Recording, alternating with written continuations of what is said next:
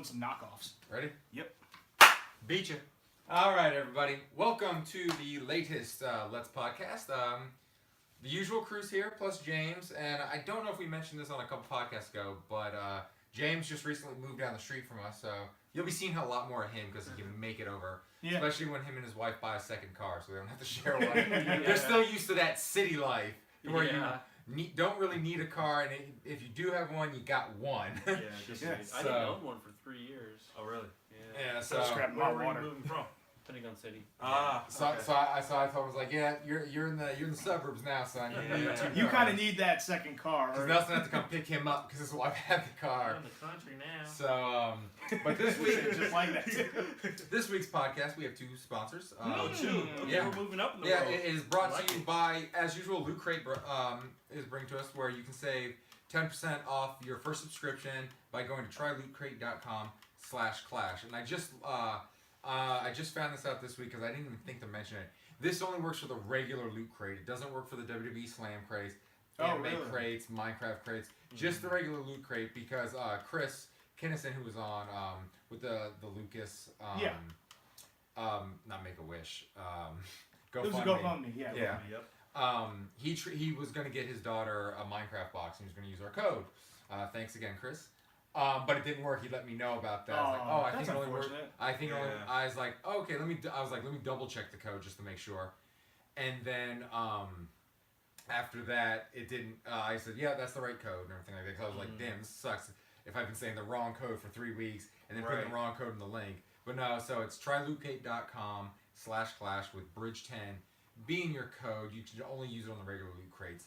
But he did get a subscription to regular Loot Crate user code. I mean, the regular Loot Crate's cool too. Yeah, no, that's very cool. Like, I mean, that's what got started on these different special It gives you a mix of everything, but just a heads up for all of our viewers. You can only use it on the regular crates, not any of the special crates. One of these days, I'll remember to wear a Loot Crate t-shirt that I had. One of the many that I've gotten from them.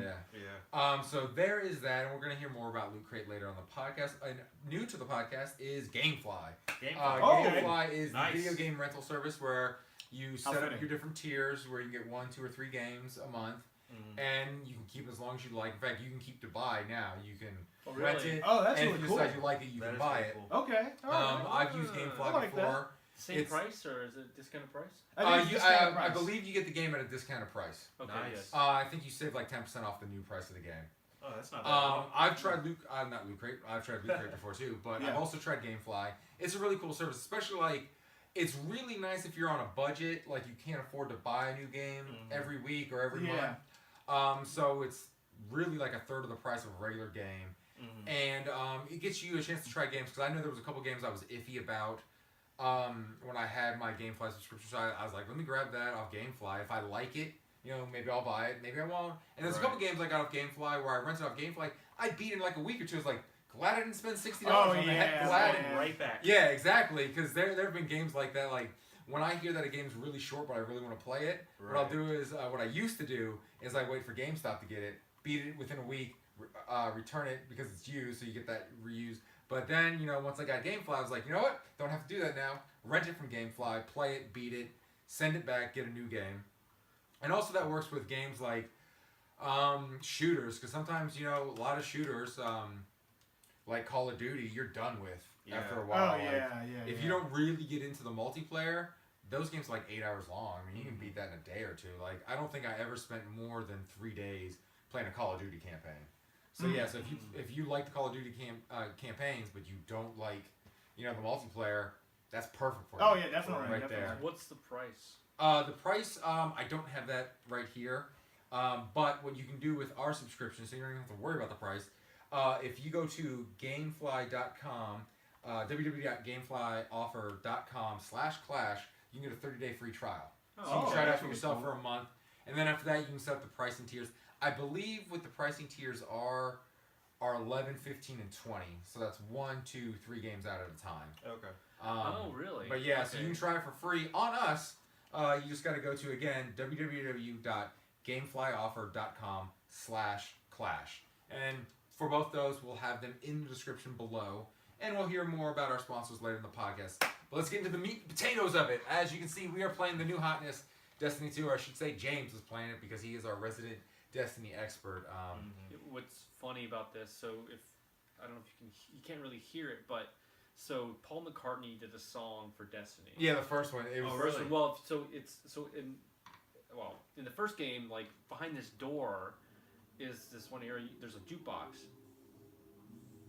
You can hear the jukebox. Yeah. It's because it's broken. You can hear the song. Yeah, and speaking of Paul McCartney's song for that, and I love Paul McCartney. I love the Beatles. I should be wearing my John Lennon shirt instead of my Andrew McMahon shirt. That song does not fit for Destiny. No, it is like a typical Paul McCartney in his 60s kind of song, where it's kind of like a wistful, like hopeful song, which is what like one of my favorite albums by him, Flaming Pie, which it's a very Flaming Pie-esque song. Or Time to Dance, like stuff like that. It's like later Paul McCartney stuff, and like it does not fit with Destiny at all. And all I can think of is just Bungie, like me, big Paul McCartney fans. Yeah. So they're like, hey, let's see if we can get Paul McCartney to do this. And Paul McCartney did it because his grandkids are big video gamers.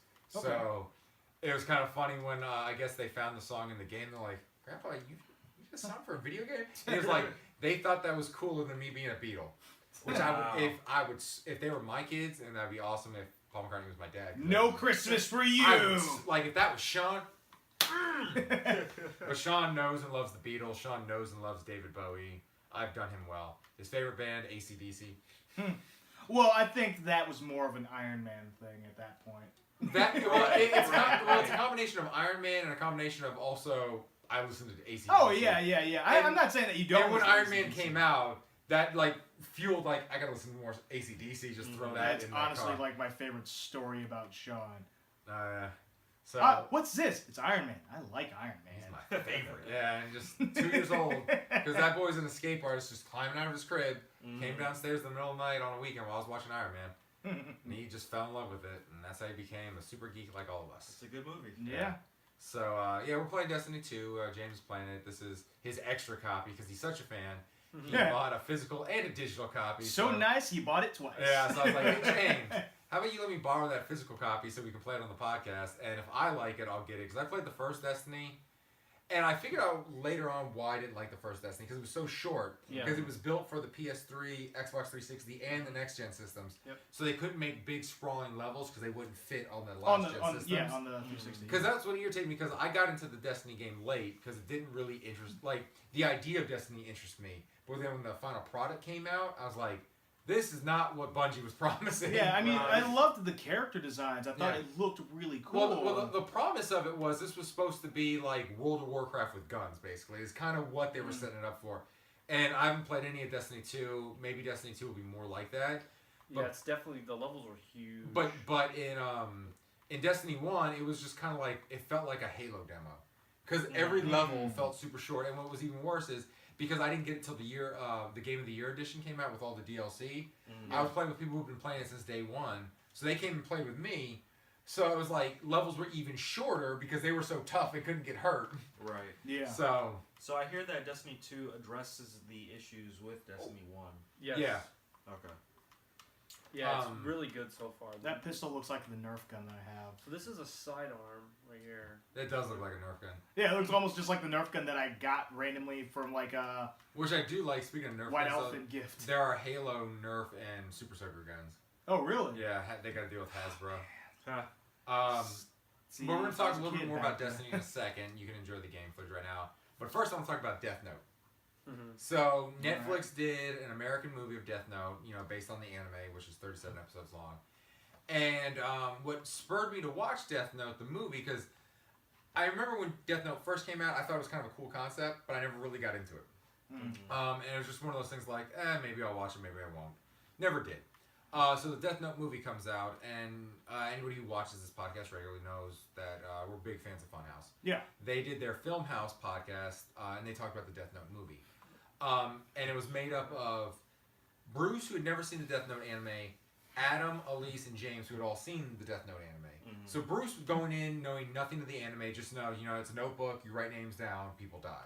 He enjoyed the film. Now, the three who had seen the anime, they had more, I wouldn't say they hated the film. They were more critical of it. They were more critical of it because there are a lot of make sense. There are a lot of differences of it. In fact, I think So, and in fact, I'll get to this more in detail, but I think the movie does things better than the anime does. Not a lot, but there are core concepts that I think work better as a movie than a show, and vice versa. But so, because Bruce was like, you know what, I really liked it. And he's like, I'm definitely going to watch the anime now because it's intrigued me. And James was like, this is a good case study in an adaptation because, you know, they made a 2-hour movie instead of, you know, a 37 episode thing. So it's kind of like, no, they can't do everything. You know, just like even Game of Thrones going to be 8 seasons, they still can't do everything the books did, you know? Yeah. There's still a time crunch. And I think if you watch it that way, knowing that they're not going to fit everything from 37 episodes of an anime in, then I think you'll have a better aspect of it. But I enjoyed the movie. I actually watched it with Sean. And the funny thing about it is, so I watched it the evening I got this new TV. I just wanted to try out the Netflix feature on it because I knew I'd get it in UHD 4K and stuff like that, playing it directly off the TV. So when I did that, I was like, wow, like it starts with a sprawling nighttime panorama of Seattle. I was like, wow, that looks awesome. And it was literally like midnight after we had gotten back from a concert. So I was literally just checking it out real quick. I was like, maybe I'll watch it tomorrow because it's Labor Day. And I'm just going to go to bed. Sean comes downstairs and he sees, like, immediately he sees Riku, the 8-foot tall Shinigami, thank you. And he's like, this looks awesome, let's watch it. I was like, how we go to bed and watch it tomorrow? He's like, no, we got to watch it now. I was like, it's just like Iron Man all over again. yeah, so I was like, fine, we'll watch it. I really enjoyed it. Again, I went in there knowing nothing of the anime, with the exception of the basic premise. You got a notebook, you write a name down, people die. So is this a live action or live action? Yeah, live action. Okay. Definitely, I want to say the actor who played L was phenomenal. Have you guys all seen Get Out yet? No. I actually haven't seen it yet. Okay, but you know from the trailer, the one, not the main black guy, but the one black guy, he gets his picture taken and he freaks out, his nose starts bleeding, goes, get out, and freaks out. I Remember that from the trailer? Yeah. He plays L in this, and holy Oh. shit, you can tell he watched the anime before filming. And it works and it doesn't work. Like, it's really cool. He has this very, like, what is that? What's Asperger's on the spectrum of? Autism, yeah. He has this very, like, focused autism in his performance, just kind of like L in the anime. But then again, some of the things he does where it looks kind of cool and fits in an anime doesn't really work in a live action, like the way he sits. Like, because L is always sitting like this and always on edge because he's, like, on a constant sugar high because he never sleeps. And L holds his phone like this when he talks. So he's doing that. I was like, that kind of looks cool in a stylized anime. When you do that in live action, You just look like a jackass. Yeah, that's when the director needs to step in and go, you know what, I like what you're doing there. Let's shoot it normal, and then when I'm in the editing room, I'll figure out. Let's tone it back a little bit and try it that way. Yeah, exactly. But he's awesome, and like he definitely steals it. Like, none of the acting's bad in it. He's definitely the best. Now, some people complained about Light. He's the protagonist in the movie. Not really a protagonist in the anime. I was like, and I'll get to the comparison there. Yeah, I was like, can you really call him a protagonist? He's a protagonist in the movie. All right. That actor wasn't that bad. I thought he was. People like thinks he's kind of whiny, but he's a high schooler. And you know what?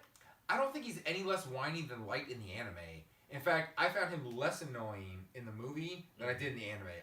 But I think you're supposed to hate Light in the anime because he definitely becomes a villain really quick, which is kind of cool about Death Note. So in comparing them, like I said, I liked them both because I went and throughout this whole week, like when I had free time, I was watching the anime because I got hooked on it because it's a very cool detective story, like cat and mouse game between Light and L. They're interesting when you get hooked on anime. No, I finished the series quickly when I get hooked on them. Yeah. Except for Attack on Titan, I still need to finish that first season. Don't waste your time. I watched a good chunk of season 2 in Japan and didn't understand any of it because I had no subtitles, but I like Attack on Titan. But so like any anime, it seems there's always a drag part. Like I want to say episodes like 20 through like 25, the anime could have done without because it was just kind of like they were dragging it out. And I definitely don't want to give away any spoilers because if you guys like cool mysteries and stuff like that, and I know all of us here are a fandom of some sort of anime, Right. I would definitely say check it out. Definitely check out the movie because it's a good 2 hour. It's about 2 hours, and it's a fast 2 hours too. Like the movie was over before I knew it, which is why like I enjoyed it because I was like, okay, this was kind of a quick-paced movie. I Right. enjoyed what I was watching. But yeah, there's definitely a difference. Like, Misa in the show is not nearly as evil as, I can't remember what her American counterpart Mia, is. I think is Mia, what, yeah, you're that's right, what Mia. they call it. I haven't even Mia- watched that movie. I still yeah. don't even know if I want to. So did they change it around the names and? All Well, that the thing stuff? is, they adapted it to fit more, to be more palatable for an American audience that is not familiar. Yeah, So so- Izzo probably won't like it. I'm going to tell you that right now. Yeah. So not to interrupt, but going back to the stylization of how that character sits, me, if it happens like that in the anime and the person does not do it in the movie, then that's just a tick that I'm just like, okay, Yeah, well, I think like the way L acts and the way he does things is a definite like Easter egg throw out to the anime fans. Kind of like the director, the actors. They're saying like, you know, we're adapting this the best we can, you know, to a movie. Which I think this should have been a mini-series. Like, in fact, that's what I thought it was when I heard Netflix was making honestly, it. I thought it was too. I thought I didn't it know was it gonna was a be a movie. mini-series because, like I said, there are like 5 or 6 episodes in the anime that drag. That in fact, there's one episode. I shit you not, is a recap of like all the previous episodes. Oh, That's so it was all a it is. Frieza Saga episode. Yeah, like a full 30 minutes of just highlights from the previous episodes. And I think this was like episode like 25, 26. So this was like late into the anime. Wow. So it's like it's literally like I didn't think anybody did that anymore. I literally like I was like because it kind of recaps the previous episode in the first minute or two. That's what I thought. I was Yeah. like, wait, that's from previous. So I just kept fast forwarding it. I didn't watch any of that episode. Wow. Because there was DW too long didn't watch. yeah, it was like there was nothing new in there. So I was like, fast forward. Yeah. And I just went on to the next episode. I think like the last like 5 minutes you get something new in that episode. Yeah. But where I think the anime could have done better. So it's 37 episodes. I think 30. It would have hit the right sweet spot because after those episodes that dragged, I was almost disappointed. I was like, man, I still got like 12 episodes to go. I was like, I don't know if I'm gonna finish this. Right. But then like after that like review like episode in review kind of thing like that because I think that was the last of the Dragon episodes. It got really good again. Like it became very frantic and fast paced when you had the good guys versus bad guys thing going. And I can't really name characters at this point because a lot changes. And I don't want to spoil anything for anybody. Had you guys all seen it, then we could say, hey, spoilers for viewers, but there'll be no spoilers here. Yeah. So it got really good again at the end. And so, like I said, that could have been better with only like 30 episodes, cut out those dragging episodes. And where the movie could have been better, though it sets itself up for a sequel, could have been better as a mini-series. Because I think the Light character would have been less whiny if he had more character development. But this movie, you could definitely tell this movie it's a wink and a nod to anime fans. But I think Netflix is also like, you know, if we're going to get mainstream popularity in this movie, we got to hit the Hot Topic crowd. So there's definitely some things in there that a Hot Topic crowd would like. But, and with saying that, when you think Hot Topic movies, you think Suicide Squad and, what's the werewolf and vampire movie? Twilight, yeah, you think of those. This is leaps and bounds better than that. Well, of course. Because unlike Suicide Squad, this is watchable. Right. And it's not lame like Twilight. Right. which is good. It's funny to me because you know you're gonna still get a lot of alienated fans if you. I think whenever you do an adaptation, Oh you're yeah, gonna you're alienate gonna fans. alienate some fans. I get that, but you know you're gonna get. I feel like you're gonna get a little bit more because with anime fans, they tend to be a little bit more rabid and they want Anime and more- comic book fans, Yeah, they want more and of a shot-for-shot remake than an adaptation. Yeah. And then on top of that, you have the fact that this is an anime. You're going to have a lot of... And we've already had people screaming out whitewashing. Which, you know, it's... and I know That subject for me is it's so weird because I feel like I'm caught in the middle. Yeah, what always irritates me when it comes to whitewashing, when it comes to adapting anime to an American live action, is when you look at it, the majority of this country is white. I mean, that's just a fact. The next highest minority is Hispanics. Then it goes blacks. Then I believe Asians is after that. And if you want to get even further, you'd have to break it down to what kind of Asian. Yeah. But we're not going to do that. But if it took place in Well, no, America, right? Yeah, it takes place in Seattle. Which, if This movie does. Yeah, the movie takes place in Seattle. The anime is in Tokyo. Yeah, I mean, But, I mean, if you've ever been to Seattle, it is very fucking white in Seattle. Yeah, like, very much if you go to the Pacific Northwest, Very white. Which Yeah. I also kind of wonder why. It's almost weird. I wonder why they picked Seattle as the setting. I wonder if the director. What did he do? Me and Devin were talking about the director. Probably filmed in Vancouver. It's probably like. Yeah, you're probably right. Probably Yeah. was filmed in Vancouver, so Probably. that's Seattle. And the director's done some stuff. Nelson, pull up on IMDb the net. I can't. Oh, that's right. I always forget what you do. Okay, but going I'm back talking. to the, Well, let me finish my statement. Okay. Pull up Death Note on there. So I mean, when you adapt that kind of thing, like yes, you could do an all Asian cast. You can do that, and the anime fans will like that. Just like if you make a shot for shot remake, the anime fans will like that. Mm-hmm. But when you're adapting something like that, putting all that money in that, you want to get as much mainstream attention as you can. No, I just want you to tell me what the director's done, because he's done something big, and he's going to be doing something big. I just can't think of it off the top of my head. where is it? Because Devin and I were talking about it yesterday. So I mean, But then again, this isn't something that's going to be in theaters. It's something that's being Well, plus with shown on the Netflix. thing, well, yeah, but still, I mean, the thing about you still want to whitewashing, get as many though, views in there. yeah, I get that. I get that argument. But the thing about whitewashing is there are so few opportunities afforded to minorities that it's kind of wrong to just take it away like that when that opportunity is presented in some sort of thing. And I'll throw and this I out there get for this you. there I've too. been in Japan. There are white actors in Japan, but when they adapted Spider-Man to Japanese TV, Spider-Man was Japanese. So I mean, you adapted to the culture. Yeah, and I get that, but I mean, it's just there's like a weird give and take, and like I said, I feel like I'm caught in the middle because there are times I feel like that's kind of fucked up that they did that, but then when it comes to like Death Note, I understand where they're coming from with that, and I understand why some people could be turned off by that. Mm-hmm. Yeah, it's kind of like you got to try to. It's a business decision. I mean, whenever like I don't think people understand this when it comes to filmmaking. When you invest a lot of What money the hell in a is up film, with this IMDb app? I can't find anything. don't worry about it. It's not that important now. Whenever you invest money in anything, whether you're making a show, a movie, or anything like that, you invest a lot of money. You want to try to get as many eyes on it as possible. So, I mean, you've got to make a business decision. If we cast this with an all-Asian cast and keep it true to the anime, how many people are going to watch it? As opposed to, you know, if we make it a broader, like, the guy who plays L is black, the Adam main character's Wingard. white. Okay. I So don't know. if we do this, like, how many eyes are we going to get on this? So, I mean, it's a give and take. I mean, you got to figure out. But I also feel like they could have avoided any kind of whitewash. I don't think it had to be an entire an all Asian cast. Right. But I think if they had went with say like Light as an Asian American, which is not outside the realm of possibility. Oh, absolutely. The director's doing Godzilla vs. King Kong. That's Okay. what he's doing coming up. Oh, yeah. I'll pass on that too. He did The Guest, VHS 2. VHS 2 wasn't bad, but I hadn't seen all of The it. 2016 Blair Witch remake. Ooh. VHS 1. VHS was really good. Actually, VHS was really good too. Yeah. I hear Your Next is good. I've never seen it though. And I kind of like had no interest because I think it's because they were wearing lamb masks like they were freaking the Wyatt family.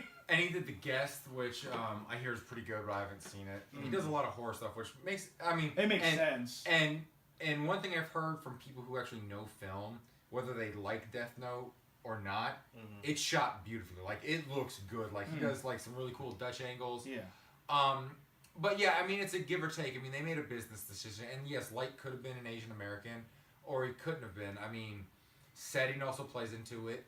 Things like that. I mean, so you got to give or take, and sometimes I get it. Like, I think Ghost in the Shell is a good example of whitewashing, where it takes place in Tokyo, like it takes place in Japan. Like they could have gotten an Asian American or an Asian actress to do it. The same with Great Wall. That was made by a Hong Kong director. Yeah, that is not whitewashing. That's not whitewashing. It's not whitewashing. But hold on. But who colonized Hong Kong? That would be the English. The British. Yeah. So. Do you want a British actor for that role? So my thing is, you can't.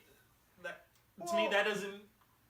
To That- say that it's Hong Kong, it's like okay, well. Well, no, but Nelson's saying that that's not Hollywood whitewashing because it wasn't a Hollywood movie. It was written like that. Yeah, it was written. It was like written that. like that It was by it was written by a Chinese production director. company. And, yeah, Okay. like that was made in China by a They Chinese just company. they set out their casting net really wide, and they wanted someone with star power. They went and got freaking Matt Damon. It is And Willem Dafoe, who And is Willem also Dafoe. in Death Note. It's actually you know. I get at first glance, yeah, you think, why is this white guy saving China? But that's actually how the story is written. That's how it was. It technically is not whitewashing at all. Well, he doesn't really save China though. Well, whatever. I hadn't seen the movie. I heard it was terrible. It's pretty bad. There you go. But that is definitely not whitewashing because it was a Chinese production. But the funny thing is, everyone jumped on that shit just because they saw a bunch of Chinese people around Matt Damon. Well, that's just that's just the way the world is today. Because like we don't like look into things. We just see a headline. We see a picture and we automatically assume something. We automatically assume the worst. Yeah. Instead of digging deep to say, oh, okay, this was made by a Chinese company with a Chinese writer, a Chinese director, and they cast Matt Damon. Yeah. Oh, they wrote not really China. If you've ever been to Hong Kong versus mainland, it's night and day. I mean, yeah, it's very night and day. I'll tell you one thing. I will respect the Chinese government for not kind of leaving Hong Kong alone when the British gave it back to them. Because I really thought when that happened... Oh, you thought they were going to get stomped under a boot heel. The way the Chinese government was then, yeah, that could really have happened. Oh, yeah. But they left it... Well, I mean, China's communist in name only. I mean, they're more of a democracy now, sort of. But they're definitely a capitalist country. Yeah. They like money. Yeah, they love money. They're communists, but they love money. Yeah. They're still very communist. Yeah. Yeah. But there's still the Great Firewall. There's still shit you can't find on the internet. Oh yeah, of course they're gonna hold things out.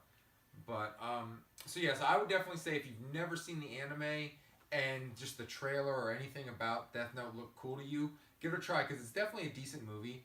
I would give it a 7 out of 10, maybe a 6.5 out of 10. Like it's nothing great, but I was entertained by it. It was a good 2 hours of watching a movie. 2 hours that didn't feel like 2 hours, like it kind of flew by. The third act's a little weak. The first 2 acts are really good. Like, definitely like the performances, like the directing. The third act, though, the ending was pretty cool. Like, without giving anything away, the ending, it's just kind of cool the way our hero kind of figures things out in the end. And then Death Note the anime. Again, this spurred me on to wanting to check out the anime. I watched the anime so I could compare and contrast. I definitely like both. I think both have their strong points, both have their weak points. Right. And I gotta say, and I know this is not gonna be a popular opinion among anime fans, overall I kind of like the movie better than the anime. Mostly because part of the things that people like about the anime with the cat and mouse play between Light and L. Part of that irritated me because both of them jumped to conclusions and assumptions that and this is coming from a guy who's read a lot of Sherlock Holmes and a lot of mystery novels, that no detective, nobody in this kind of game would jump to. Like, there's a lot of inner monologues where, like, Light will be like, L, I knew you were going to do that. That's why I did this and this and this and this. And then, like, you go to L's inner monologue, I anticipated, what is the name? Because he doesn't know, he knows Kira? it's Light. Kira, thank you. But Light, his secret identity is Kira. That's what he's killing people as, the god of death.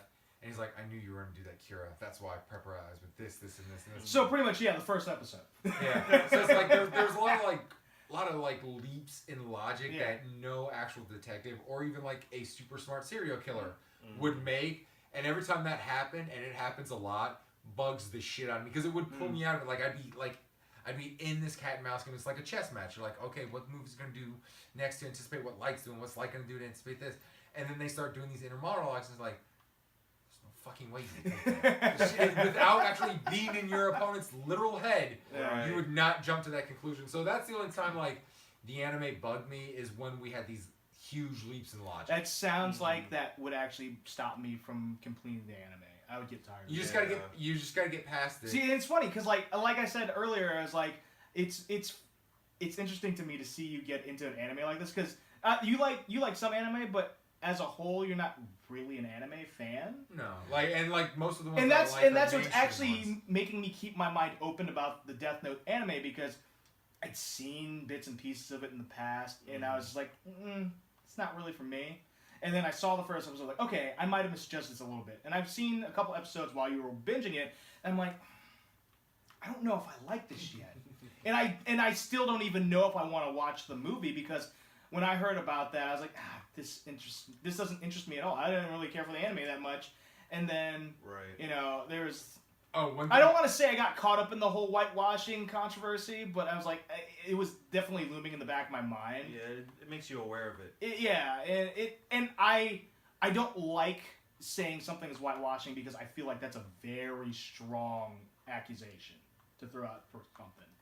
So, if it, because kind of like what we were talking about with Great Wall, that wasn't actually whitewashing. Yeah, and like I said, with the choice of actors for the male and female lead role, I think they were definitely going for the Hot Topic crowd with that. Because I think that was the production company's idea of like, if we're going to get any kind of mainstream eyes on this, it's going to be those kids. And so, and you can see in the casting, like especially Mia, she definitely looks like a girl you would see at Hot Topic. Like you see her. What was like, up with fucking Light's hair though?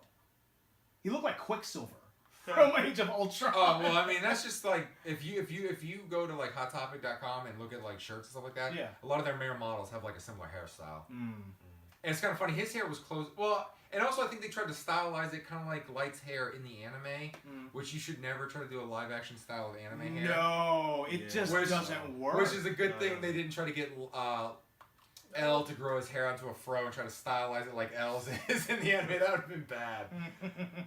But yeah, speaking of the cat and mouse, dude, that was a gigantic drop you almost took. There was this really speaking of the cat and mouse thing in the anime, there's this really cool scene where L announces he's taking up the Kira case. Yeah. And you see this guy walk out, sit down at the desk, like, I'm L, my name is, he says his name, it's a Japanese name, so I'm not going to remember it. And he's like, this is who I am, I challenge you, Kira. And the next thing you know, that guy just drops dead at the podium. Everyone's like, oh, L's dead, because L's known as the greatest detective ever. Yeah, He's like a real life Sherlock Holmes in this anime. And I was like, oh my god, he killed L. And then the screen goes blank and the letter L pops and it's like, that was just a test. That was actually a convict who was scheduled to be executed today. I did like that part. And he agreed to do this, and if he didn't die, he'd be set free. And so it was just kind of a cool like thing because like even Kira like he was like, oh shit, and he kind of realized like, oh, because he's a super smart genius himself, so he's like, oh man, this guy's kind of like he's on par with me. I'm gonna have a challenge here. Yeah. So no, like I said, if it interests you, if you saw like the trailer or something like that, it interests you, or just to see Willem Dafoe play a giant 8-foot demon. I mean that concept alone is a little bit enticing. Yeah, because the introduction to the Shinigami in that is way cooler than in the anime, because the anime it just kind of startles him. In the fucking movie, Light thinks he's about to fucking die, and he is scared. Oh shitless. yeah, he saw. Oh no! It's like I said, it's a perfectly reasonable thing. Yeah. And so in the end, it's just a cool movie, a really good anime. Check it out. So now that went out on a little longer than I expected to. So now we're on to Destiny. We've been watching Destiny, and you guys who are actually watching this can hear what they're saying in the cinema, in the cutscenes. We can't. So the main thing I want to talk about with Destiny today, and James, which is definitely why I wanted you on this podcast, because you're the one who really played through Destiny 1, where I played through a little bit of it. I can explain why this. Cool. Yeah. So basically, there's been a big uproar. I'm sure many of you watching this know about the uproar of pay to win in Destiny 2. So two things. In Destiny 1, you get these things called shaders, which you could use to color your armor, color your weapons. Mm-hmm. And once you got a shader, it was yours to keep. Mm-hmm. And you could just make all your shit match. Mm-hmm. Now, with Destiny 2 with shaders, it's a one-time use. So you get a shader and you color a gun purple. Mm-hmm. You got to find another purple shader to color your armor purple to match. And you can only do like pieces of your armor. You can't just do like all my clothes are purple. It's like leg piece purple, leg piece purple, chest purple. So each piece. So the thing is though, also in Destiny 1, there's a thing called chroma, and they were one-time use as well. And they added like a glow to the background of your character. You might be able to buy. Actually, you can buy chroma in this too. Yeah, so it's the same way. So like so they have Eververse, which is their microtransaction thing, and even it's not really play to win because like even when you can buy silver, which costs however much, and then you take that and you can exchange it with Tess Everest, and then you can get these things called bright engrams, and then when you open the bright engram, it's just cosmetic stuff. Well, no. Now you get weapons. Well, you can get weapons, but the weapons you get, even if you get weapons or armor, it's 10. level 10 armor. Yeah, but I think the big uproar for this is the slippery slope. Like, okay, you can buy these with real world. What's going to stop Activision? And remember, Activision is one of those people. They said that for Destiny 1 and they never did it. So. Yeah, but I mean, what's to stop Activision from saying, hey, here's this legendary weapon. You could get in this loot box if you. Oh, yeah. So, I mean, because if this was just Bungie doing it, Bungie developed and published the game, I would more or less probably not going to happen. But because it's Activision, the same company who freaking is like, oh, you want a remaster of Modern Warfare 1? You have to buy this shit game no one wants for $80. And no, you have to buy all the DLC for Modern Warfare 1 separately. And you can't trade it in because you still need that disc. Yeah, you still need the disc to play. To authorize it. So yeah, it. because Activision is the publisher, that's what makes me wary that they're not going to that it could become a fee to play, and I think that's what a lot of people are fearing about too. And my whole thing, it's one of those things. I don't mind loot boxes in Overwatch because it's all purely cosmetic stuff. Yeah. And because people are spending real world money on those loot boxes, that's what funds the game to get new characters and new maps. Yeah, Destiny does the same thing. You have to pay for the DLC in Destiny. You don't get the No. Yeah, no, that's what I'm saying. Test ever some microtransactions. But that's what I'm saying is you pay for this stuff. You can pay for cosmetic stuff and stuff like that. But then again, when they offer new maps and new characters, you got to pay for that again. So you're still paying. That's for it. the difference. Yeah, where Overwatch. Oh, okay. For me, it was a one-time purchase of $60. Oh, I don't think that because I had the Gamers Club unlocked, so it was a one-time purchase of $48. Yeah. And I get all the maps and I get new characters for no extra price because I don't spend real-world money on loot boxes. Because, yes, there are cool skins that I want. I don't want them bad enough to spend money on them. Right. But where something like this, because I guarantee you, they're the same kind of, and they're called whales and sharks and stuff like that. Yeah. That's what the companies call people who buy that stuff. They're the same people who are probably spending just as much, maybe even more money on the cosmetic stuff for Destiny, and then Activision's going to turn around and sell some map pack and a story DLC for more money. And yes, that costs money, but if you look at the cost of what people are paying for cosmetic stuff versus the cost of the DLC, just like Grand Theft Auto, there's been no DLC purchases in that game. It's all been they've done it free. On the latest one, right? Yeah, on 5, they've all done it for free because of all the people buying shark cards to buy yachts and buy new apartments and stuff like that. Okay. So that's kind of where I have my problem with real world money for loot boxes, because if people are spending real world money on this stuff, give them the DLC for free. Yeah. Just like Overwatch is doing, just like Grand Theft Auto, and I know other games do it. I just can't think of any of them off the top of my head right now. So a lot of mobile games do it that way too, kind of. Yeah. But the mobile games have been the downfall of console video games. Yeah. Is because that model of, oh yeah, here's a game for free. Oh, you ran out of lives. If you want to play this game again, you have to wait 20 minutes or pay $1 or whatever. And that has kind of seeped its way into console gaming and PC gaming.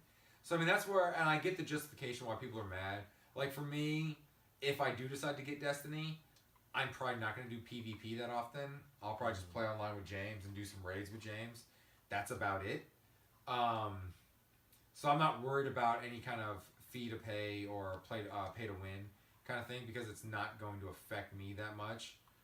And odds are James is going to be buffed up so much to where if we do PvP, I'll just get behind him, let him mow people down. I'll just pick them off and steal kills. But paying for loot boxes has never been one of my thing. Unless, of course, you're paying for a loot crate. Because then you can save 10% if you go to trylootcrate.com/clash, enter the code word bridge. And Nelson is showing one of our loot crate things, one of my favorite games, Fallout. God, I love Fallout. I gotta start playing that again because I've not finished the last DLC on Fallout, the New Cola World. I haven't done that because when I finally started playing that, that's from Loot Crate as well. Get some good stuff like that. Predator.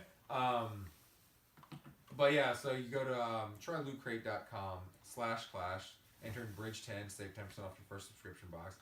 Like I said, if you get the whole year subscription, you'll save even more money because you'll save more money on top of that because they give you a discount. Then you'll save the 10% off that with our discount.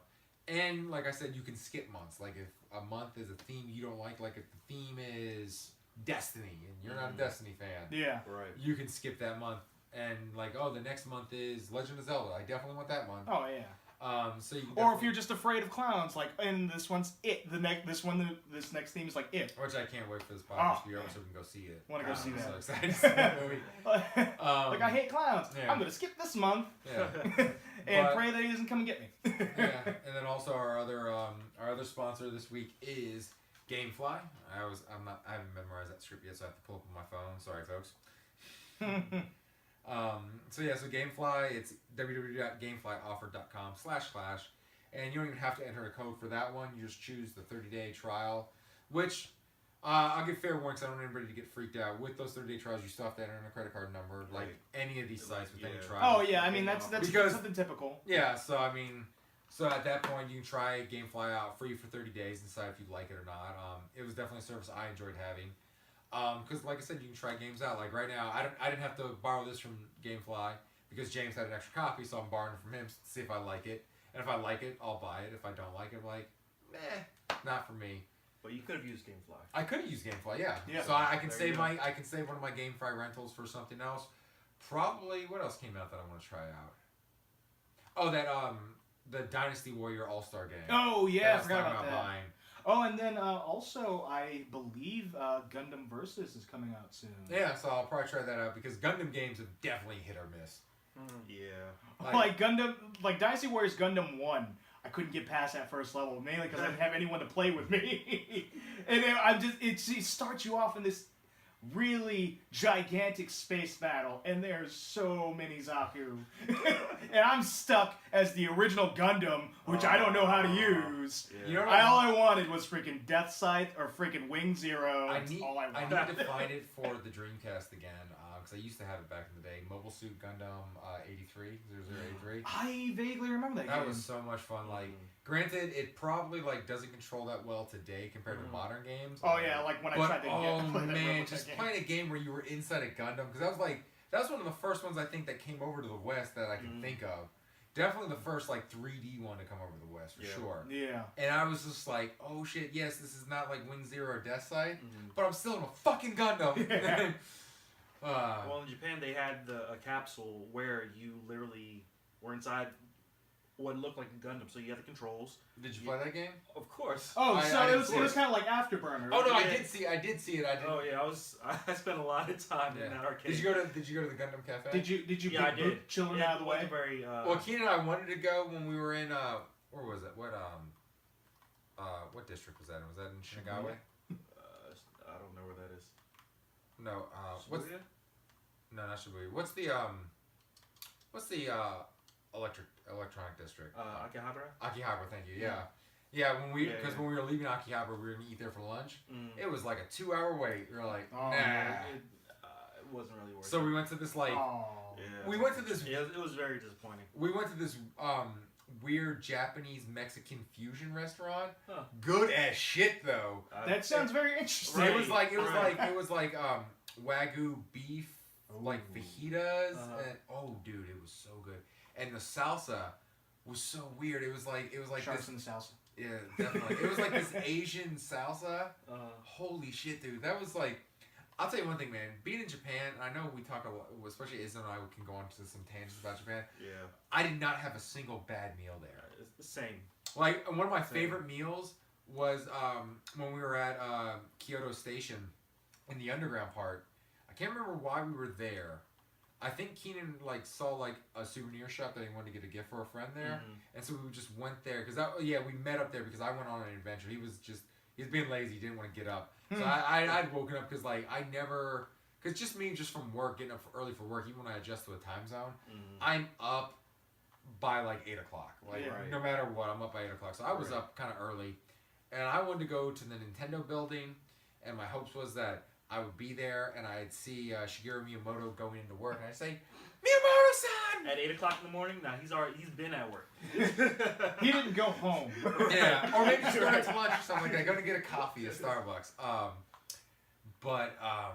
So I just wanted to go to the Nintendo building and just check it out because I knew I couldn't get in. I knew they didn't do tours. Yeah. But you know what? I'm there. This is like my childhood. Like They need to do tours. That'd be awesome. You can still try to get in. You know, if I spoke Japanese, I might have tried. But since I didn't, Or if you could have done accents, you could have just told them you were Chris Hemsworth. I hate to feed into that, but in this case, it might have worked. Thor. Bring me to Miyamoto-san. It might have worked. It might not have so much. Get out of here, stupid gaijin.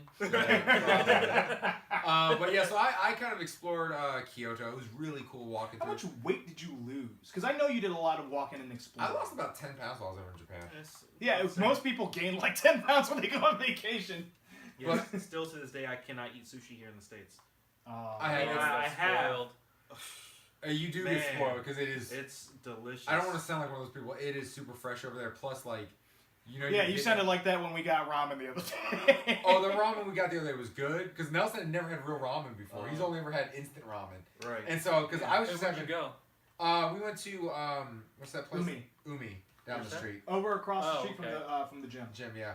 Okay. So Nice. it was like it was one of my Japanese flashbacks. I was like, man, I could really go for some ramen. And so I was like, Nelson, you want to get some? He's like, yeah. And Nelson's like, I never had some. I was like, Nelson, this is really good. It is nothing compared to what I ate over in Japan. And God, I don't want to be that guy. But you are. But still, I mean, but it's true though. Yeah. Like, And I once- guarantee, once yeah, you I have the guarantee it's forbidden true. fruit, like I guarantee it's And the thing is, like, because I eat a lot of Japanese cuisine, like, I love Japanese steakhouse, I love sushi, I love ramen. Yeah. So, I mean, I eat a lot of it, and I'm sure if I was, like, big into French cuisine, which I'm not, a lot of carbs. or Italian cuisine. I don't Right. really like If I it. were over in Italy, I'd probably be the A lot same of way. Yeah. Again, a lot of carbs. It did the same thing. Good thing about being into Irish cuisine with, potatoes, I think Americans, we do the best potatoes that you can do. You go to Croatia and you would think differently, man. I didn't have a bad meal out there. Seriously. Yeah, but he doesn't like pierogies, so. I'm not a fan of pierogies. I'm just, Again, a lot of carbs though. Carbs and starches in that because you get the carb shell and then you got the potato on the inside. Love starch. Yeah. I didn't hate him. I enjoyed him, but it's not something I would go out of my way for. Really. But yeah, it's just kind of like oh man, I don't even know what like topic we were on with Japan, but God, I miss it, and I can't wait to go back. And I don't know how we got here. Yeah, I know. At least like once a month, I have a dream about it. Like I'm back in there, and one of those realistic dreams. To where, and it's kind of funny. I was saying, I might have been to you or to Nelson. I was saying, like, if Sean had already graduated and wasn't still in school and had friends here, I could see myself trying to learn the language, finding a job, and moving to Japan. Josh, you know what? I just go thought that of far something personally. that would make me laugh a lot. I know we've been essentially we've been saying we've been planning to go to Japan in like 2 years. I know you're definitely planning. I'm definitely going. You're definitely going. What? Are you really going in 2 months? Well, I'm going to China for work. Okay, so you're So just I'm So not he's going- I'm not going back gonna hop home. a ferry. He's like, hey, Pretty real. much. I just thought how funny it would be to me that if things work out right and I actually get to go with you next time, and I don't have a fun time. And it's just because you hyped it up so much to me. And I've been to Japan. Granted for an hour, but I've been to Japan. So the only way that you won't have a fun time is if you hate the Japanese, or you don't, or if you just don't go anywhere. Like literally, don't go anywhere. Oh yeah, There's just so much to see. Yeah, and so much to do. figure, that won't be the case. But that thought popped in my head: how funny it would be that I hated it because Josh hyped it up so much. I think Izzo can say from experience, I'm not hyping it though. I'm down. Yeah. No, I get that. I just thought it would be like granted. it's I'm speaking with a lot of excitement, but it is so much more than anything I've said. Yeah. Like it is. Absolutely. It's one. It's Oh definitely. yeah, and I one of those things you definitely get it. gotta I mean, like I said, I didn't get to go as long as you guys did. I was in Japan for an hour layover, but that hour in the airport was entertaining to me because it was like Which airport were you in? I was in Okinawa.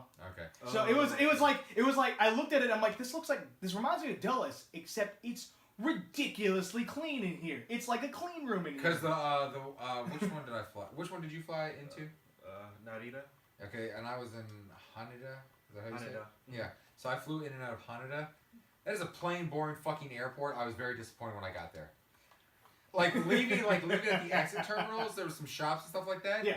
But it was like a generic, nice airport. Mhm. Like I was like, I don't know why, but I was expecting something very Japanese, and I didn't get Yeah, it. Okinawa, I definitely got that because everything was white and sterling clean. Like it was. It was a clean whitewashed. room. Yeah. Oh, do I got the sword now? No, well, this is the new subclass that came out for Destiny 2. Oh, okay. It's called the Dawnblade. And he's supercharged. So you have you get a sword, sort of, but you probably won't get a sword for a while. Okay. But yeah, so I definitely have not been hyping up Japan. I've definitely Because things like I didn't get to do everything I wanted to do because Keenan wasn't into all the electronics and all the shopping and stuff like that, which was a shame because I didn't want to force him to do a bunch of stuff he didn't want to do because I felt like I was gonna be a dick. And I'm not like Izzo. I wasn't just gonna ditch my. I like that. He's like, you pay a lot of money to fly halfway across the world. I'm sorry. Oh, you know, I'm doing what I want to do. I get your point. Yeah, I get your point. Like, and if Keenan was like a dick about stuff, I definitely would have been like, all right, you just stay. Which was kind of what I did in Kyoto because he didn't really want to get up and stuff like that. I was like, all right, I'm gonna go explore, dude. We can text each other. We'll meet at Kyoto Station. Because I was like in the center of Kyoto. Yeah.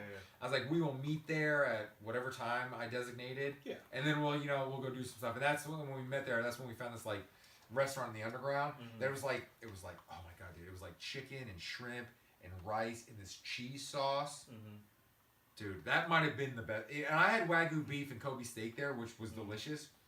But that Kobe beef in Kobe is delicious. It's expensive. I didn't get a chance to go to Kobe. I had that in Yokohama. Okay. But oh my god, that cheese, rice, chicken, shrimp dish. That was freaking comfort food on top of comfort food, dude. That is a meal I want whenever you just I'm fucking sick. made me hungry. That I just cursed about. I made myself hungry too, man. Because that is something eat the rest of my pizza. That is something if I'm sick with the flu, and it's not the flu where I'm puking, but I'm just I feel the creds. I'm just I don't want chicken soup. I want that. And I need to figure out how to make Flies over to Japan. that. Because oh my god, it was so freaking good. Yeah.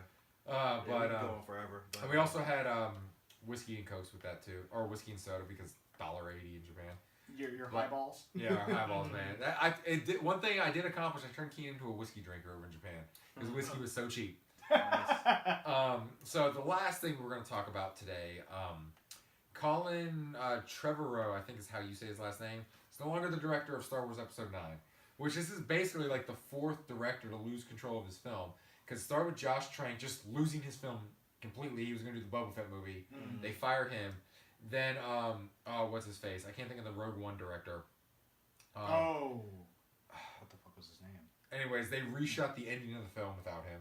Oh, I didn't know that. Yeah, and then Phil Lord and Chris Miller were fired from Han Solo and replaced. Hold on. Time out. So the end of Rogue One was reshot without him knowing?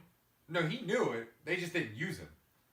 Oh. They didn't like his ending, so they reshot it. Because if you notice from the original trailers, you see one scene where Jyn is up in the tower and a TIE fighter. The one where she turned it around. Yeah, and there's a TIE fighter there. That's not in the final cut. And then you see the one scene in the trailer where they're all running on the beach together. Yeah. That's not in the movie. That was one of the things that got reshot.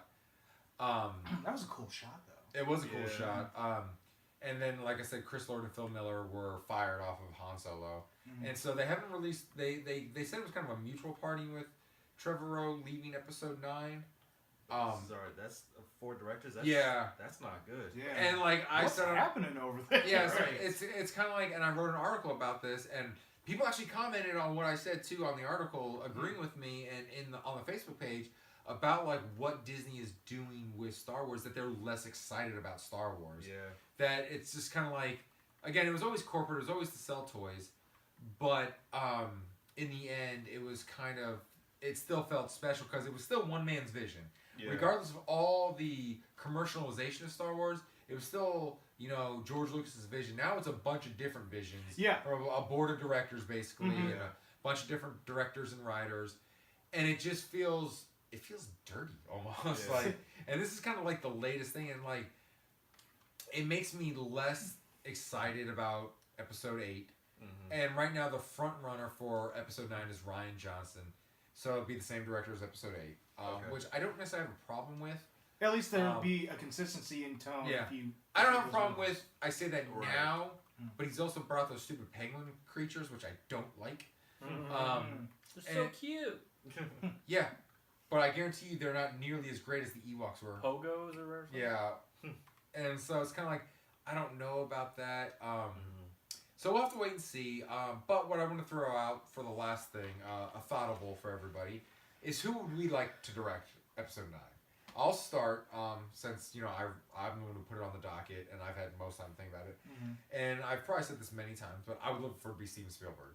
Yeah. George Lucas wanted him to direct. That would be definitely a good choice. Wanted him to direct Return of the Jedi, and as we've already seen with J.J. Abrams' Force Awakens, they want a throwback and modern feel. They want it to kind of feel and look like something made in the 70s and 80s, but have a modern feel to it, like a modern pristine to it. Mm-hmm. Spielberg can definitely do that. Yeah. I mean, because obviously he's probably the best director from the 1980s, hands down. Okay. And like he's got Richard several. Donner. Donner's up there too, but I'm just saying Does like. he even direct? Yeah, Richard Donner. Oh, he does? Occasionally, Yeah. Okay.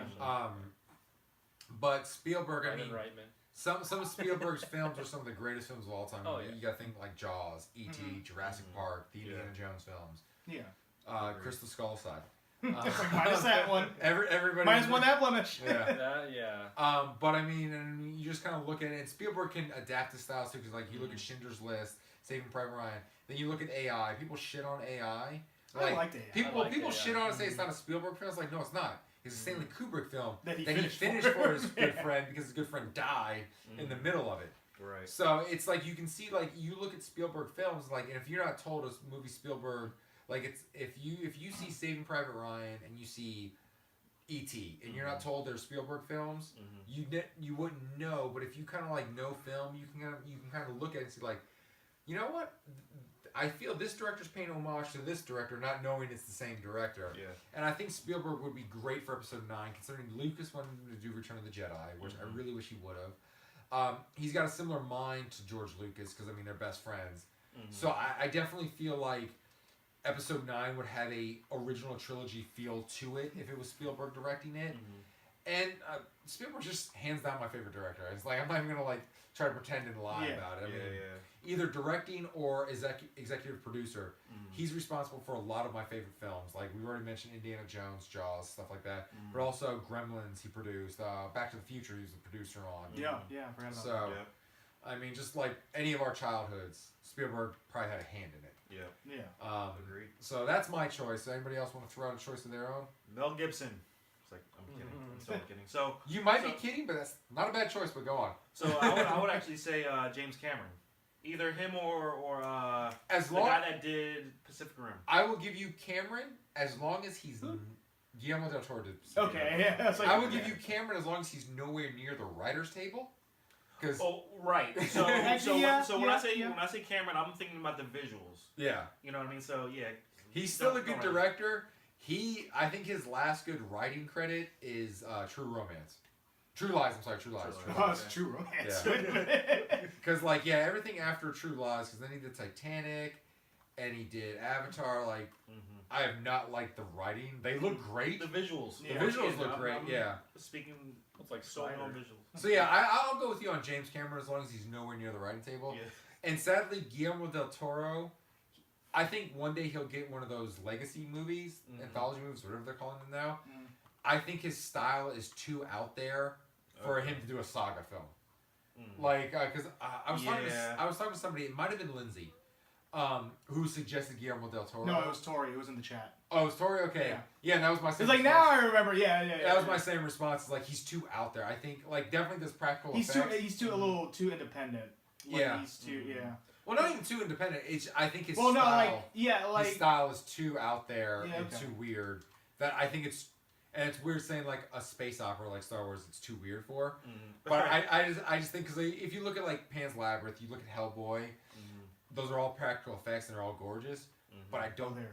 or even like a Pacific Rim, I just don't see Star Wars using that kind of visual. But I definitely would like to see a Guillermo del Toro anthology film, especially if they left him alone. Well, Golden Girls doing Pacific Rim, and that's a trilogy. No, he's not. He's out. Yeah, he's out for the Oh, he second. is? Yeah. Oh, So who is doing the second one? I don't know who's directing it. I know it's being produced by, speaking of Star Wars, John Boyega. His film company's producing it. Yeah, really? and he's starring in it. Well, yeah. no, so I know he's starring in it. Because but I know Charlie Hunnam's out too, isn't he? Yeah. Yeah.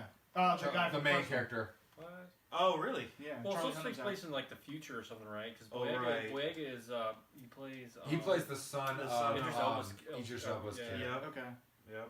So, though I thought they were gonna bring back Idris Elba somehow. What? I don't know. I Maybe, heard maybe a that. dream sequence. I don't know. Because I went into the original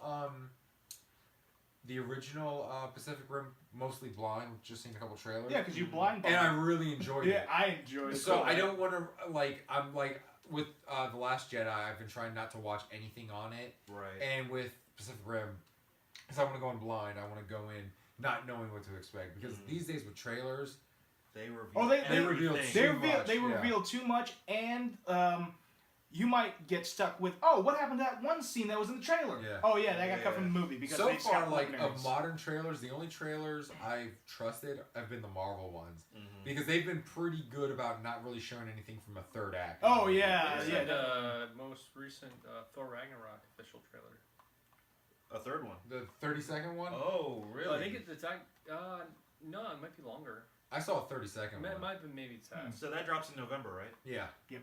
that's actually the most anticipated movie of the fall, even over I'm Justice League. totally gonna be in China then. I'm sure you can see it in China. It might come out It's not earlier in the same, China. though. Yeah. Because they normally get. Maybe I will come back home early. China, they get some movies before we do. Yeah, sometimes A China week will or get two. certain movies Yeah. first Yeah. because they have a bigger bootleg problem. Oh, So they'll Oh, release gotcha. them first there, so the people will go see it instead of importing the bootlegs. Yeah. Gotcha. All right, so you would like Guillermo del Toro or James Cameron? James, how about you? Visuals. tell me why so. No, I could see Spielberg. Tell me why so. It took Well, me you a can't second. pick Spielberg. You got to pick somebody else. All right, you think about it, Nelson. Yeah, this is gonna sound weird. Probably. And it's Scorsese. probably Let's say M. Night. no. M. Night Shyamalan. Jesus I Christ. can't even say his name properly because it doesn't Shyamalan matter. Ding Dong. I just like to say M. Night, Last Airbender. So I'm over it, but as long as he's not doing anything else that crushes my childhood, you know, I'm good. Last Airbender is not our childhood. Uh, At best, teenage years. At best. Were you an adult? Not a child, though. Okay, Google. When did Avatar: The Last Airbender come out? I had to think what the actual title of the The show. Last Airbender came out in No, the United States not of the America movie. on June 30th, 2010. Okay, Google. When did the cartoon Airbender come out? That was the wrong thing to say. It was. I don't know how that come. According to Wikipedia, Avatar: The Last Airbender 2005. animated television We were series adults. aired for 3 seasons 18. on Nickelodeon from We were past 2005 to 18. 2008. So we were adults. Didn't You were look at each other. you were like a couple years away from graduating college. Yeah. My pick, and I don't know. I don't think necessarily a saga movie. More. No. Pick for episode 9. We're picking episode Oh. 9. I was just saying Guillermo del Toro probably would never get a saga movie. Screw it. I'm still sticking with my pick. Robert Rodriguez. Really? Ah, well, that's close to what I thought you were gonna pick. Yeah, You because know who did I think you were gonna pick, Nelson? you thought I was going to pick Tarantino Yeah. for some reason. No, Tarantino. He really doesn't excel unless he's writing and directing it. Well, no, a lot of these guys. And have been the writing thing is, he has to create the thing. He has to create. Create a. It has to be an original- original. It has to be original for like that's something that he created. It has to be something he stole from an old western or a kung fu film. Is what you mean to say. Anyway. Which is Star Wars. Yeah. Flash! I Bam, bam, bam, Well, no, bam. Star Wars is a combination of Lucas was trying to get the rights to Flash Gordon, Yeah. so he was writing a Flash Gordon movie. That didn't happen. So, what's the samurai film? James, I know you're gonna know this. What's Seven Samurai? It's based on like Seven Samurai. No, Samurai is the Magnificent Seven. It's like the Forbidden Fortress, something like that. Yeah, my brother knows. I Yeah, don't really know. but it was a combination. I'm just messing with you on the Tarantino thing, but Yeah. Well, the thing is, with, Robert Rodriguez is a good choice because he's shown that he can adapt his filmmaking. exactly. He can adapt his filmmaking style. He's went from Desperado to Spy Kids. Style. Yeah. My Kids is actually pretty good. Yeah. Wow. And then he's Lava shown that, Girl and Shark Boy. yeah, Lava Girl and Shark Boy. He's shown that he can also just make something great out of just the graphic novels. Like look at Sin Sin City, City, yeah. Sin City 1, because Sin City 2 is kind of boring. You never saw the second one. I've never seen the second one. I saw it. It was. I think the problem with Sin City 2 was the fact that it was so long Came out after a Sin City decade 1. after the first Yeah, one. it's like all the hype for it had died down, and it's like this Rodriguez already took the best stories out of that series, is what it seemed like, and adapted it. Yeah, that, and it just seemed like they're like, well, they were making a sequel to make a sequel. There Yeah, wasn't really a story there. Like, he was like, I got some time, alright, I'll finally get around to this. But he's shown that he can do action, and then also with his first two movies, which are actually the same movie, Desperado and El Mariachi, he can put together something good on a shoestring budget. So well, you wouldn't need that for a Star Wars movie. that's true. Just imagine what he could do with a gigantic budget for like Star Wars. Yeah, but then again, he could also be one of those guys who flounder. Like That's very true. Like, I can't say which way he could go on that, but I would go in optimistic as seeing what he has done before. Yeah. Right. So he's very adaptable, and I think he would be pretty good. All right, James, you're up now. Sticking with Tommy Wiseau. Yeah. That'd be the last time James was ever on this podcast. Can you imagine? That would be No. awful. No, I can't. Because I can't imagine anything so terrible. Yeah. Oh, you've never seen Strange Wilderness then? That was an awful movie. Was that the one with the Bigfoot? Nah, it was another one of those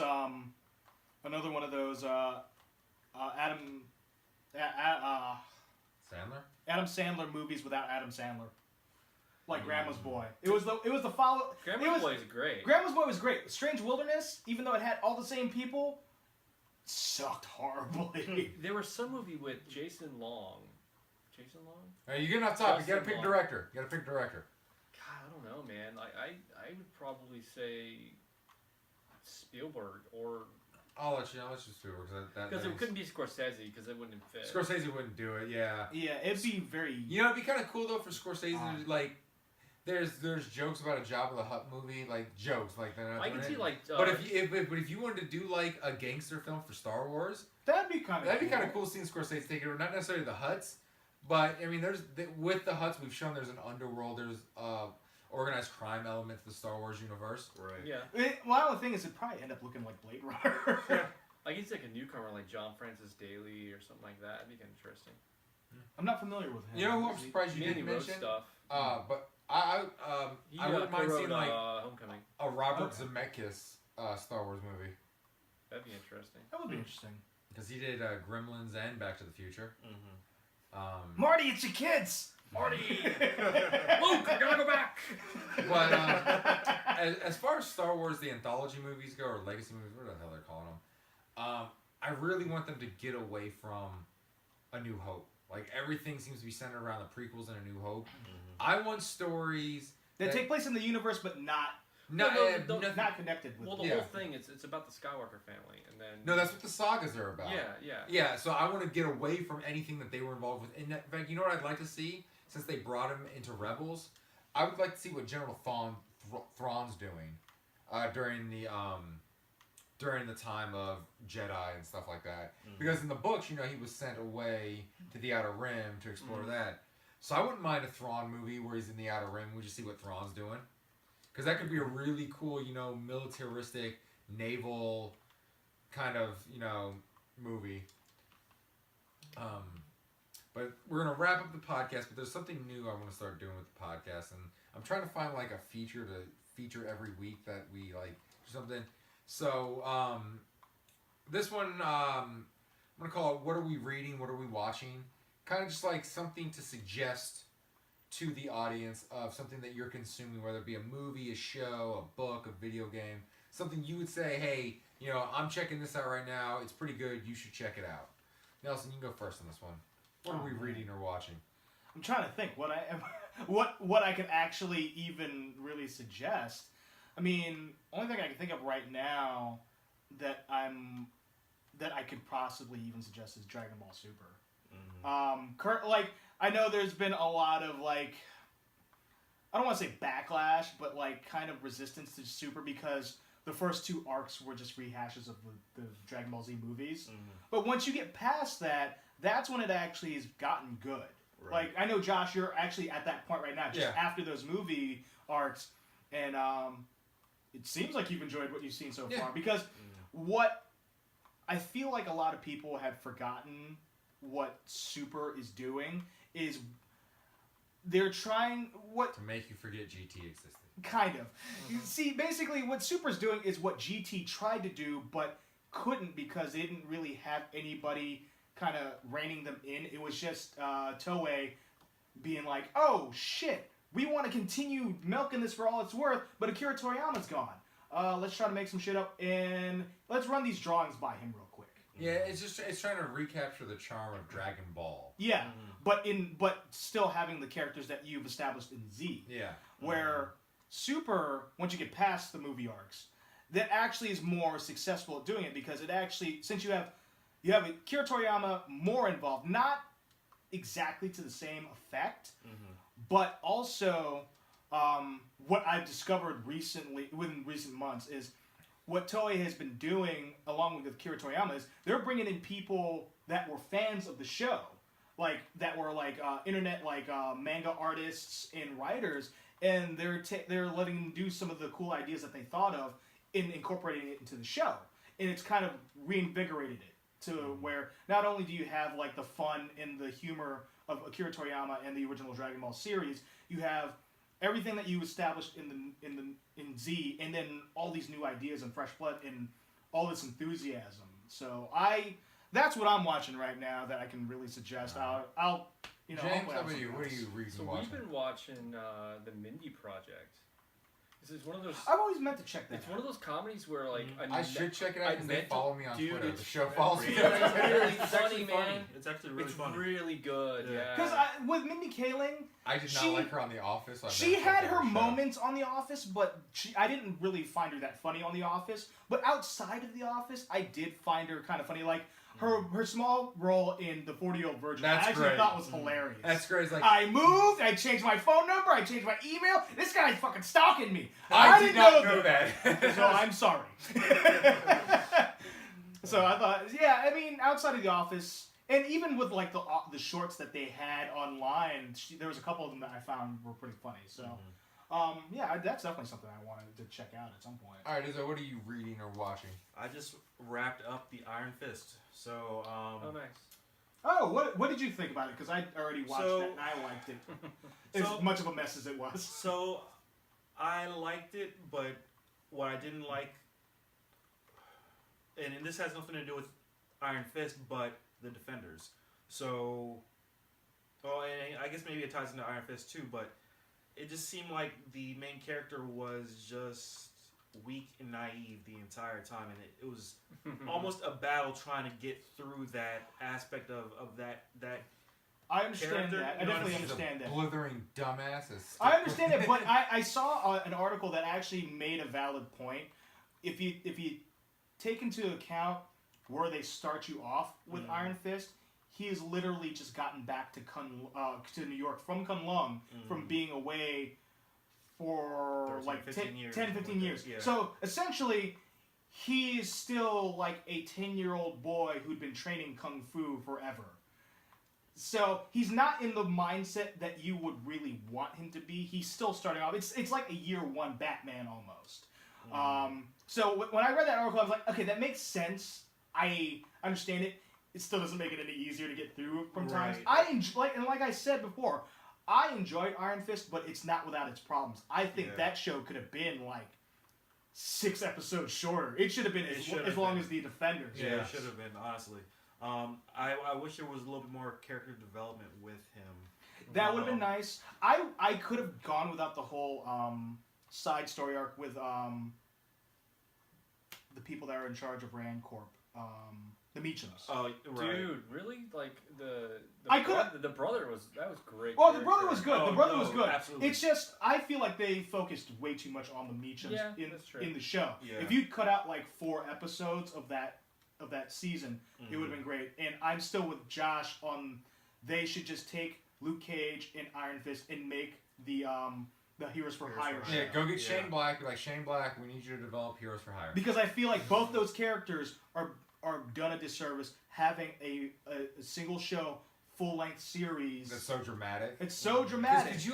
Could you imagine a Heroes for Hire show done in the tone of Lethal Weapon, Kiss Kiss Bang Bang, or The Nice Guys? Oh, that'd have been great. That'd be But awesome. I like Luke Cage though. I mean, I like Luke Cage too, but I feel like that show was too long too. And after, As a person, I don't know. Honestly, I didn't think it was long read enough. all those comic books, Heroes for Hire, and I've read some really good Luke Cage and Iron Fist books. Heroes for Hire, when those two are together, is fantastic because they're such polar opposites but the same.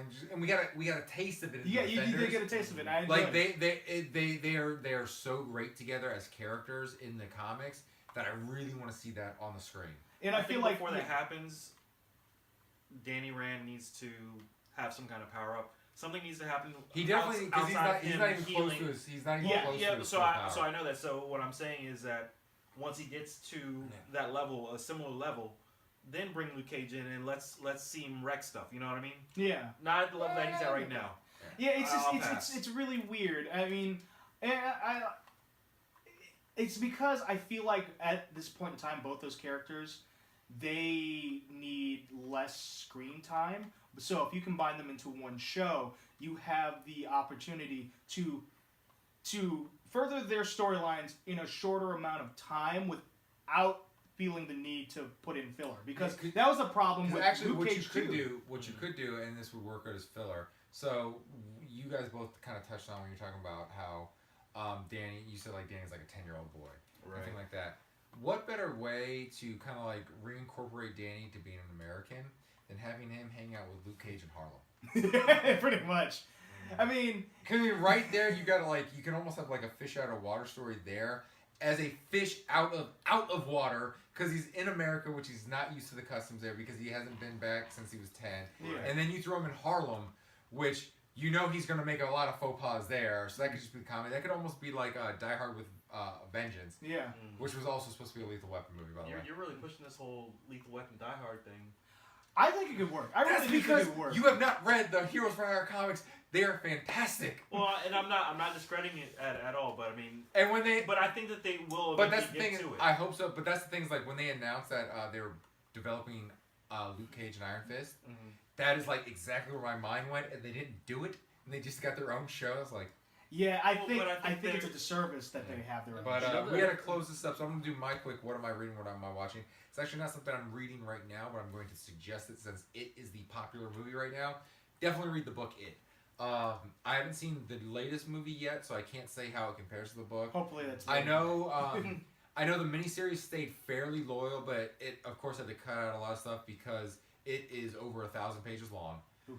But oh my god, it's one of the scariest books I've ever read, and it takes a lot for a book to scare me because you can kind of see things coming in a book. How did you hit that the first time? One thing about a book is it lets your imagination take over, Right. and just some of the wording Stephen King uses in the book just freaks you the fuck out. Like you start thinking about it because until I read it, and I didn't read it until I was in my 20s. Because when I was in my teens and stuff like that, I did not have the patience for a long book like that. Right. I would have nightmares. Like I would like read it on the train ride home from work and not touch it because I knew I didn't want to read that shit right before bed. But I would still dream about it. Oh man. Like and they'd be freaky ass dreams. So if you're gonna go see it and you enjoy reading good books, I would definitely say check out the book because then you can kind of like figure out where the movie's going. Because I do know the movie only takes place with the kids in Derry as children. It doesn't take place in their adulthood. So there's going to be a sequel for it. So that's what am I reading. Even though I'm not reading it right now, I've read it a couple times. It's a really good book. So I would suggest that out. And as always, we like to say here, good night, Canada. Oh man.